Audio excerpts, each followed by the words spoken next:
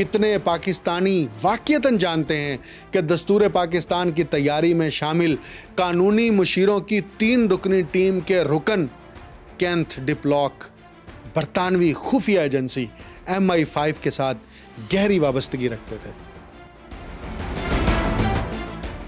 پاکستان چونکہ بطور ڈومینین ریاست وجود میں آیا تھا، اس لیے وہ اپنی ابتدائی قومی زندگی میں مکمل طور پر برٹش انڈین قوانین اور تاج برطانیہ کے آئینی فریم ورک کا پابند رہا۔ پاکستان کی پہلی دستور ساز اسمبلی کو جان بوجھ کر کمزور کیا گیا اور سیاسی فیصلوں میں ایگزیکٹو کی مداخلت کو قانونی جواز اور پناہ فراہم کی گئی۔ ڈومینین حیثیت نے پاکستان کی آئینی آزادیوں پر قدغن لگانے، جمہوری تصورات کو ایگزیکٹو کے تابع کرنے اور ریاستی فیصلہ سازی میں بیرونی اثرات کے دائرے کو مستحکم کرنے میں بنیادی کردار ادا کیا۔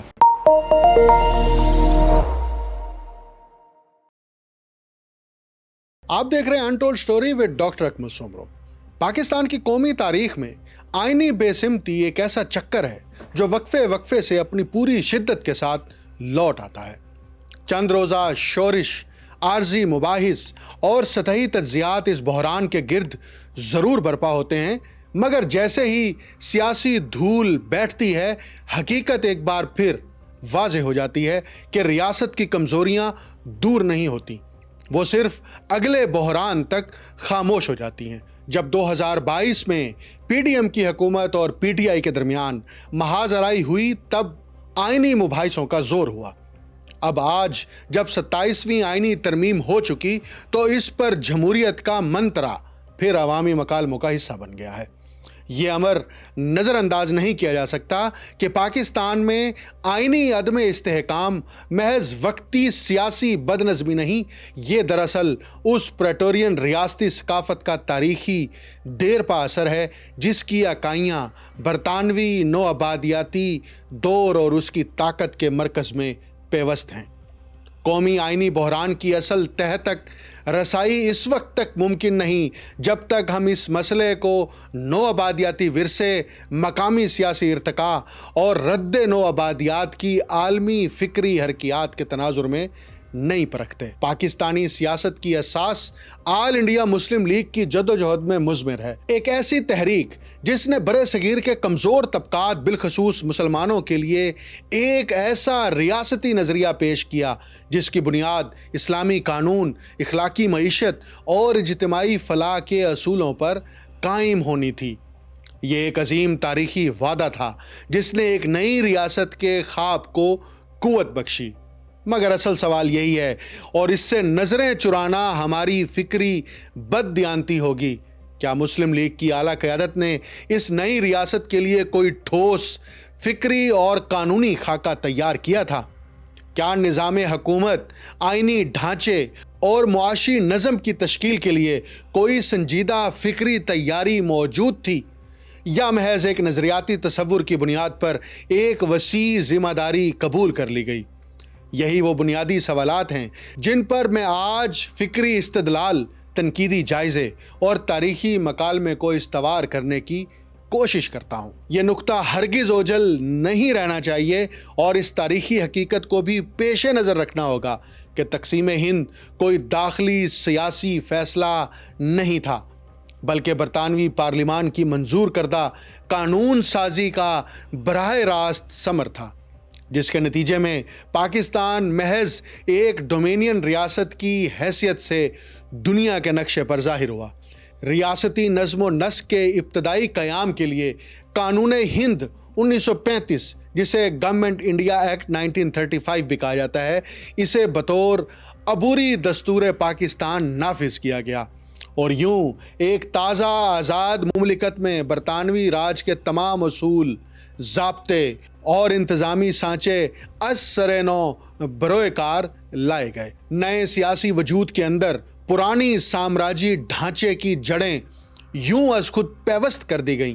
اٹلانٹک چارٹر اور امریکہ اور برطانیہ کے تصویراتی معاہدات اس حقیقت کی مزید توضیح کرتے ہیں کہ تقسیم ہند محض ایک جغرافیائی اثر نو تشکیل نہیں بلکہ ایک منظم استعماری منصوبہ تھا، ایسا منصوبہ جس کا مقصد خطے میں سامراجی اثر و نفوذ کو کسی نئی شکل میں دوام دینا تھا۔ ہندوستان اور پاکستان دونوں کو ڈومینین کا درجہ اسی لیے دیا گیا کہ ان نوخیز ریاستوں کے آئینی ارتقاء پر بڑی طاقتوں کی بالادست نگرانی قائم رہے اور ان کا ریاستی مستقبل مکمل خود اختیاری کی سمت نہ بڑھ سکے۔ بھارت نے بظاہر ابتدائی مرحلے ہی میں اپنے ریاستی نقشے کو جمہوری اصولوں کے تابع کر کے ایک واضح آئینی راستہ اختیار کر لیا تھا۔ اس کے برعکس پاکستان سیاسی تذبذب اور فکری عدم تیاری کا شکار رہا، جس کے نتیجے میں نہ صرف ریاستی ڈھانچہ غیر مستحکم بنیادوں پر کھڑا ہوا بلکہ جمہوری بالیدگی بھی مسلسل تعطل کا شکار رہی۔ آج کا ریاستی اور سماجی بحران اسی تاریخی غفلت کا ناگزیر تسلسل ہے۔ قیام پاکستان کے فوری بعد ہی یہ تلخ حقیقت نمایاں ہو کر سامنے آئی کہ مسلم لیگ ایک جدید قومی اور جمہوری ریاست کے فکری خد و خال سے بنیادی طور پر ناواقف تھی۔ جمہوریت کو مضبوط بنیادوں پر استوار کرنے کے بجائے نئی سیاسی قیادت نے آزادی کے پہلے ہی برسوں میں سیاسی جماعتوں اور مخالف رہنماؤں پر قدغنیں عائد کر کے جمہوری عمل کو کمزور کیا۔ سیاسی بالادستی کی یہ کشمکش اس امر کی غماز تھی کہ ریاست کے پاس نہ کوئی مربوط نظریاتی خاکہ موجود تھا اور نہ ہی جمہوری ارتقاء کو سنبھالنے کی ادارہ جاتی استعداد تھی۔ پاکستان چونکہ بطور ڈومینین ریاست وجود میں آیا تھا، اس لیے وہ اپنی ابتدائی قومی زندگی میں مکمل طور پر برٹش انڈین قوانین اور تاج برطانیہ کے آئینی فریم ورک کا پابند رہا۔ ڈومینین کا تصور دراصل برطانوی سلطنت کی وہ حکمت عملی تھی جس کے تحت وہ اپنی نوآبادیات کو محدود، مشروط اور نیم خود مختار آزادی دیتے ہوئے اپنے اثر و نفوذ کو برقرار رکھ سکتی تھی۔ چنانچہ پاکستان 1956 تک یعنی پہلے آئین کی منظوری تک بین الاقوامی سطح پر ایک ڈومینین ہی تصور کیا جاتا رہا۔ اسی ڈومینین حیثیت نے پاکستان کو قومی خود مختاری اور نو آبادیاتی انحصار کے درمیان ایک عبوری آئینی معلقت میں رکھ کر کنٹرول کیا۔ اس انتظام نے تاج برطانیہ کی آئینی مرکزیت اور سیاسی رسوخ کو نئے ریاستی ڈھانچے میں گہرا پیوست رکھا اور ان تمام قانونی اور انتظامی اصولوں کو زندہ رکھا جن پر برطانوی راج استوار تھا۔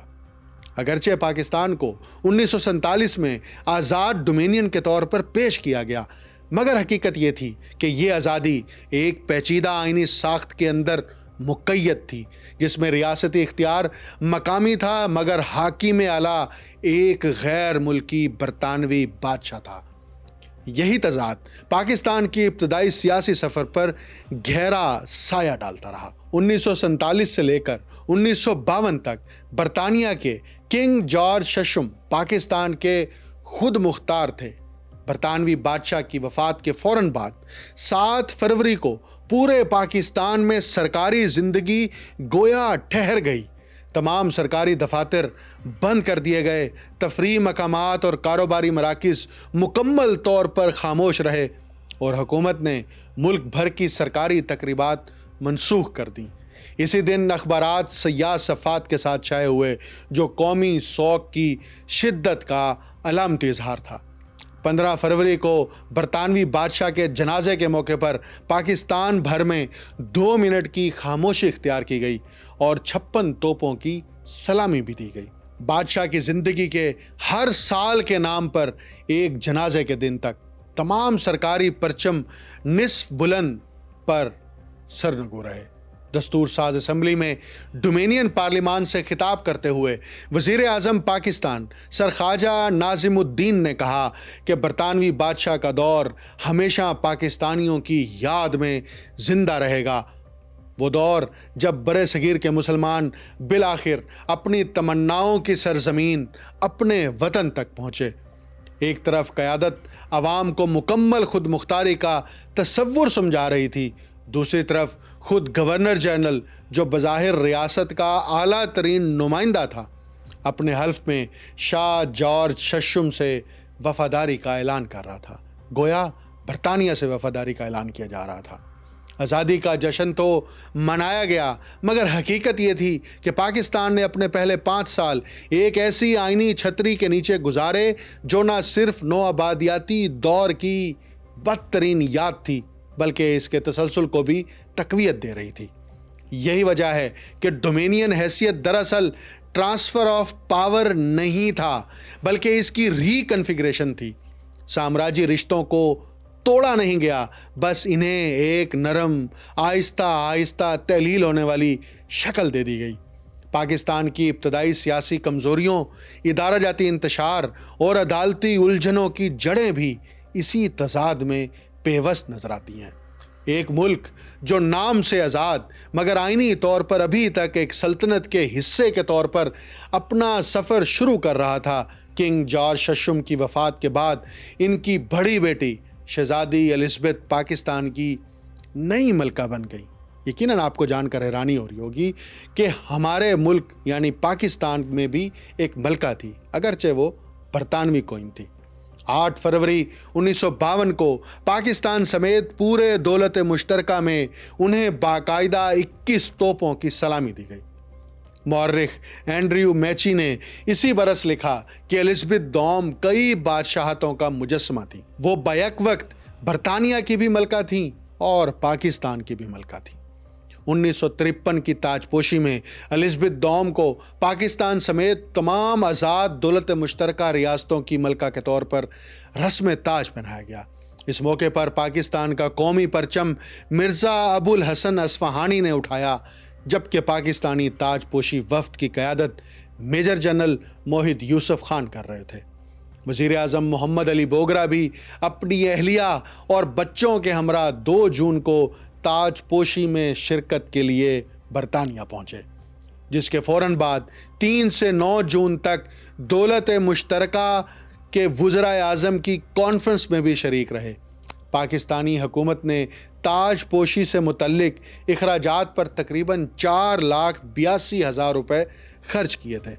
وزیر اعظم بوگرا نے اس اخراجات کا دفاع کرتے ہوئے کہا کہ پاکستان دولت مشترکہ کا رکن ہونے کے ناطے اپنی سسٹر ریاستوں کے ساتھ قدم سے قدم ملا کر چلنے کا پابند ہے۔ 9 برس تک جاری رہنے والا یہ ڈومینین دور پاکستان کے آئینی ارتقاء پر دور رس اثرات مرتب کرتا رہا۔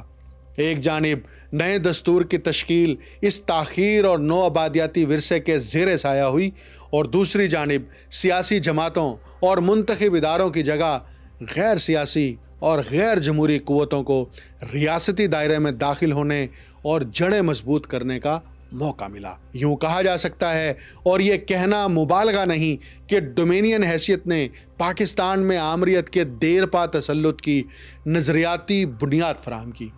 یہی وہ بنیادی ڈھانچہ تھا جس نے نوخیز ریاست کو ایسی سمت پر ڈال دیا جہاں جمہوری روایت کمزور اور غیر منتخب طاقتیں مسلسل مضبوط تر ہوتی چلی گئیں۔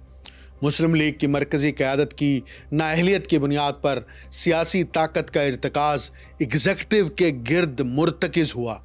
قانون سازی کے عمل میں کابینہ کے عہدوں میں غیر آئینی اراکین کی شمولیت میں اضافہ ہوتا چلا گیا۔ گورنر جنرل کو برٹش کراؤن کا نمائندہ ہونے کی حیثیت سے آمرانہ اختیارات حاصل ہوئے۔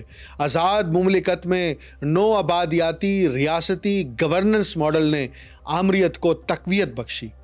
یوں ڈومینین آئین غیر منتخب ایگزیکٹو اور مقننہ کے درمیان سیاسی تصادم کی فالٹ لائن بن گیا۔ اگرچہ ڈومینین حیثیت نے گورنر جنرل کو پابند بنایا تھا کہ وہ سیاسی فیصلوں میں برٹش کراؤن اور دستور ساز اسمبلی کی کابینہ کے مشورے پر عمل پیرا رہے گا، تاہم گورنر جنرل نے ڈومینین دستوری کنونشنز کو مسترد کر کے آمرانہ راستہ اختیار کیا۔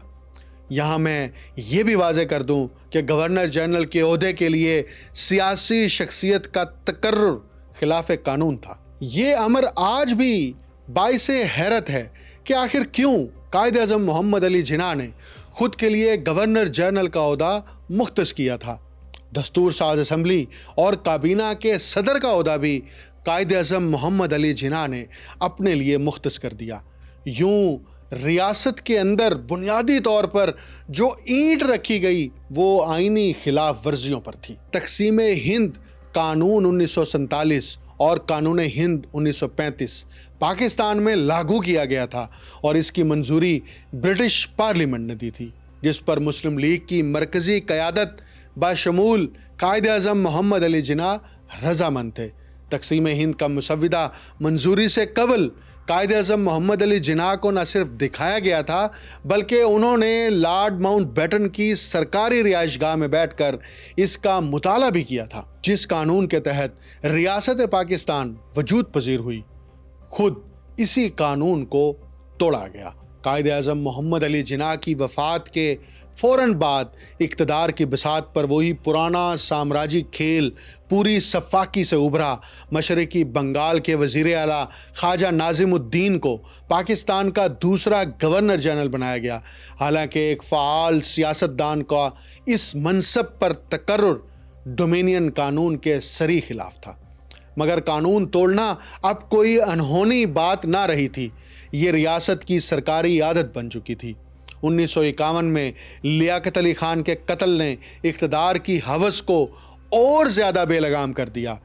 طاقت کی دوڑ اب کھلے عام میوزیکل چیئر کا کھیل بن گئی۔ غلام محمد نے تیسرے گورنر جنرل کے طور پر حلف اٹھایا۔ ایک اور قانونی خلاف ورزی ہوئی، کیونکہ ایک سول سرونٹ کا اس عہدے پر بیٹھنا قانوناً ناممکن تھا۔ مگر استعماری ڈھانچے کے سائے میں قانون محض ایک رسمی لفظ تھا۔ اختیار وہی تھا جو طاقتور چھین لے۔ گورنر جنرل کا منصب پہلے ہی غیر جمہوری اختیارات کی آماج گاہ تھا، سو بیوروکریسی اور فوج نے اسے اپنا مستحکم قلعہ بنا لیا۔ جمہوری قوتیں کمزور کی گئیں، سیاسی نمائندگی بے دفاع ہوئی اور فیصلہ سازی کا مرکز گورنر جنرل کا دفتر بن گیا۔ ایک ایسا دفتر جسے غیر منتخب اشرافیہ نے پوری ریاست پر غلبہ جمانے کے لیے یرغمال بنا لیا۔ غلام محمد نے گورنر جنرل کی حیثیت میں اسی غیر آئینی طاقت کے ڈھانچے کو اور گہرا کیا۔ انہوں نے پاکستان میں غیر جمہوری عناصر کو نہ صرف تحفظ دیا بلکہ انہیں ریاستی نظام کی شہ رگوں تک رسائی بخشی۔ یوں گورنر جنرل کا ادارہ عوامی حاکمیت کے بجائے ایک ایسے بند کمرے کی سیاست میں تبدیل ہو گیا جہاں فیصلے قوم کے نام پر ہوتے تھے مگر اختیار چند ہاتھوں کے قبضے میں رہتا تھا۔ پاکستان کی پہلی دستور ساز اسمبلی کو جان بوجھ کر کمزور کیا گیا اور سیاسی فیصلوں میں ایگزیکٹو کی مداخلت کو قانونی جواز اور پناہ فراہم کی گئی۔ ڈومینین دستور کے مطابق اسمبلی کو مرکزی حیثیت حاصل تھی اور کابینہ کے پاس گورنر جنرل کے اختیارات محدود کرنے کا قانونی مینڈیٹ بھی موجود تھا، مگر عملی طور پر طاقت کا محور گورنر جنرل ہی بن گیا۔ دستور ساز اسمبلی اور کابینہ کو صرف ثانوی حیثیت دی گئی اور اختیار کی اس غیر متوازن تقسیم نے ریاستی ڈھانچے میں بنیادی کمزوری پیدا کر دی۔ اختیارات کی اسی جنگ کا نتیجہ تھا کہ 24 اکتوبر 1954 کو گورنر جنرل غلام محمد نے دستور ساز اسمبلی تحلیل کر دی۔ یوں ایک فیصلہ کن اقدام کے ذریعے جمہوری بحران کو فروغ دیا گیا اور ریاست پاکستان پر بیوروکریسی اور فوج کا شکنجہ مضبوط کر دیا گیا۔ دستور ساز اسمبلی کی تحلیل کے فوراً بعد پاکستان میں برطانوی مداخلت نے طاقت کا گہرا دائرہ قائم کر لیا۔ اسمبلی کے بکھرنے کے بعد برطانوی ماہر قانون آئیور جینک کو پاکستان کی دستور کی تیاری کے لیے چیف ڈرافٹس مین مقرر کیا گیا اور ساتھ ہی وہ چیف قانونی مشیر بھی بن گئے۔ اس سے پہلے یہ اہم عہدہ برطانوی ماہر قانون سر رابرٹ ڈریٹن کے پاس تھا، جو اپریل 1954 تک پاکستان میں خدمات انجام دے چکے تھے، مگر جیننگ کی تقرری کے بعد برطانوی اثر و رسوخ پاکستان کے اندر مزید مستحکم ہو گیا۔ دستور ساز اسمبلی کے تحلیل کے آئینی پہلوؤں کی جانچ کے لیے ایک 3 رکنی ٹیم تشکیل دی گئی، جس میں آئیور جینک، کینتھ ڈپلاک اور ڈی این پریٹ شامل تھے۔ یہ ٹیم محض مشاورتی کردار کی حامل نہیں تھی، بلکہ اس کا مقصد ڈومینین آئین کی تشریح اور پاکستان میں اسمبلی تحلیل کرنے کے فیصلے کو قانونی جواز فراہم کرنا تھا۔ یوں نوخیز پاکستان کے آئینی ڈھانچے میں برطانوی تسلط کی جڑیں اور گہری ہو گئیں اور آئینی خود مختاری محض ایک آئینی نقاب بن کر رہ گئی۔ کتنے پاکستانی واقعتاً جانتے ہیں کہ دستور پاکستان کی تیاری میں شامل قانونی مشیروں کی 3 رکنی ٹیم کے رکن کینتھ ڈپلاک برطانوی خفیہ ایجنسی MI5 کے ساتھ گہری وابستگی رکھتے تھے۔ جب ونسٹن چرچل نے برطانوی وزیر اعظم کے عہدے کا حلف سنبھالا تو اس کے بعد MI5 کے ڈائریکٹر جنرل کو برطرف کر دیا گیا تھا اور اس ایجنسی کو سیکیورٹی ایگزیکٹو کی نگرانی میں منتقل کر دیا گیا تھا۔ حیرت انگیز طور پر اس ایگزیکٹو کمیٹی کے سیکرٹری کا عہدہ بھی کینتھ ڈپلاک کے پاس تھا اور وہ اب پاکستان کے دستور سازی کے عمل میں براہ راست خدمات سر انجام دے رہے تھے۔ یہ حقیقت بذات خود پاکستان کی آئینی خود مختاری کے محدود دائرے کو ظاہر کرتی ہے کہ نوخیز ریاست کے سب سے حساس قانونی اور آئینی امور میں برطانوی اثر و رسوخ کس حد تک نافذ تھا۔ وزارت قانون اور پارلیمانی امور میں سیکرٹری کے عہدے پر بھی برطانوی ماہر قانون اور Indian civil servant sir Edward سنیلسن تعینات تھے، جو 1951 سے 1961 تک پاکستان کے دستور سازی کے عمل میں باقاعدہ شریک رہے۔ پاکستان کے آئینی ڈھانچے کی ابتدائی شکل یہ واضح کرتی ہے کہ صرف بیرونی مشاورت بلکہ سابق نو آبادیاتی طاقتوں کی بالادستی اور خفیہ ایجنسیوں کے اثر و رسوخ کے تحت آئین تشکیل پا رہا تھا، جس نے ریاستی خود مختاری اور جمہوری عمل پر دے رپا اثرات مرتب کیے۔ ماہرین سیاسیات کے مطابق پاکستان میں چیف ڈرافٹس مین سمیت تینوں برطانوی ماہرین قانون کی تقرری سرد جنگ کے پیچیدہ عالمی تناظر میں ایک سیاسی اقدام تھی۔ جب آئین ساز اسمبلی کے صدر تمیز الدین نے گورنر جنرل کے غیر قانونی اقدام کو عدالت میں چیلنج کیا تو سیاستدانوں اور برطانوی ماہرین قانون کے باہمی اتفاق سے 2 اہم سوال اٹھے۔ اول، سیاستدانوں کے مفادات غیر ملکی عناصر کے ساتھ کس حد تک جڑے ہوئے تھے؟ دوسرا سوال یہ تھا، برطانوی وکلاء جو قانونی چارہ جوئی کے لیے مقرر کیے گئے تھے، کیا وہ آزادانہ فیصلہ سازی کر رہے تھے یا کسی شیڈو کلائنٹ کے تابع تھے؟ دستور ساز اسمبلی کی تحلیل کے بعد پاکستان پر داخلی اور خارجی عناصر کے زیر اثر جمہوریت کا راستہ مزید تنگ کر دیا گیا۔ یہ امر بھی قابل غور ہے کہ ستمبر 1954 میں پاکستان نے سر جنگ کے تناظر میں روس کے خلاف سیٹوں میں شمولیت اختیار کی اور یورپی اور امریکی اتحادی بن کر جنوبی ایشیا میں واحد رکن ملک کی حیثیت اختیار کی۔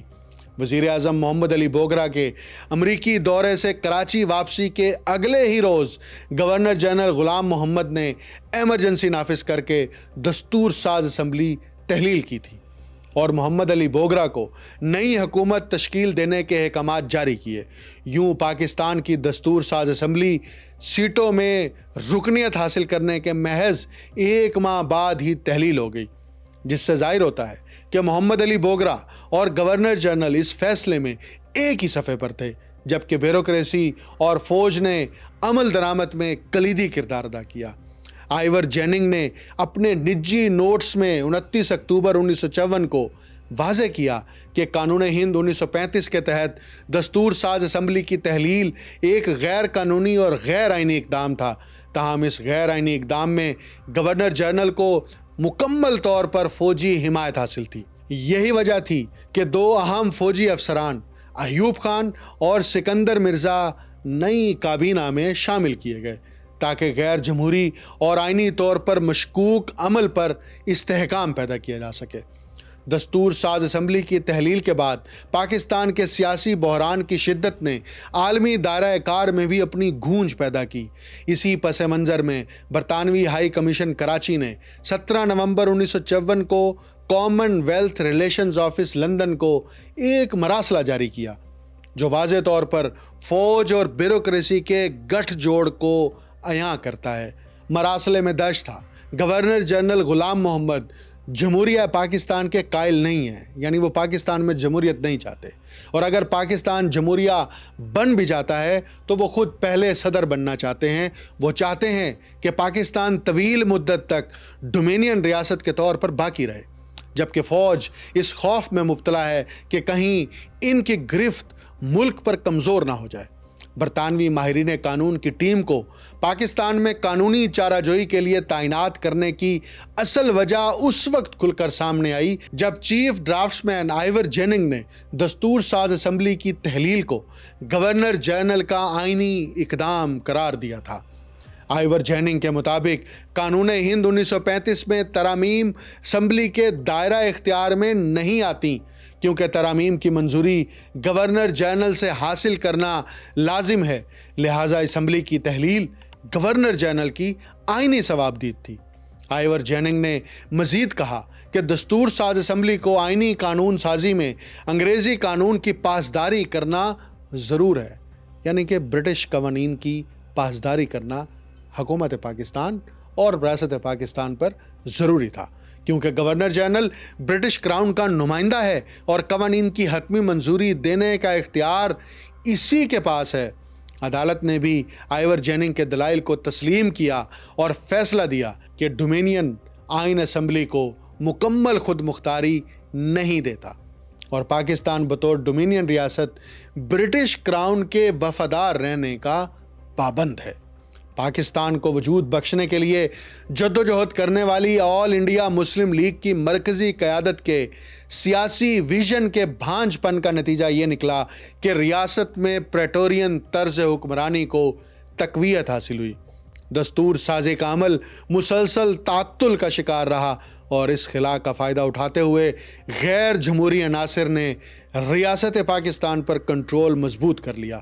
آزاد مملکت کے دستور کی تشکیل کے لیے سابق کالونیل حکمرانوں کے وطن سے ماہرین قانون کی درآمد نے پاکستان کی آئینی خود مختاری پر گہرے سوالات اٹھا دیے تھے۔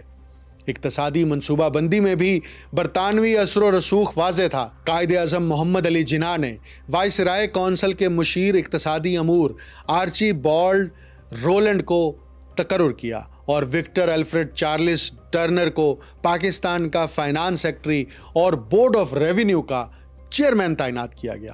پاکستان کی سول سروس کا ابتدائی ڈھانچہ بھی برطانوی شہری ٹرنر نے مرتب کیا، جس کے صلے میں حکومت پاکستان نے انہیں ستارہ امتیاز سے بھی نوازا تھا۔ پاکستان میں غیر ملکی مداخلت کا یہ عالم تھا کہ ریاست پاکستان نے حکومت برطانیہ کے ٹریجری کے جیفریز کو ڈیولپمنٹ آف آرگنائزیشن اور میتھڈ آف ورکس کے لیے ورکنگ پیپر تیار کرنے کا ٹاسک سونپ دیا۔ ماؤنٹ بیٹن کی ہدایت پر پاکستان کے صوبوں میں گورنرز کے عہدے برطانوی افسران کو تفویض کیے گئے اور فوج کی کمانڈ بھی انگریز افسران کے پاس رہی۔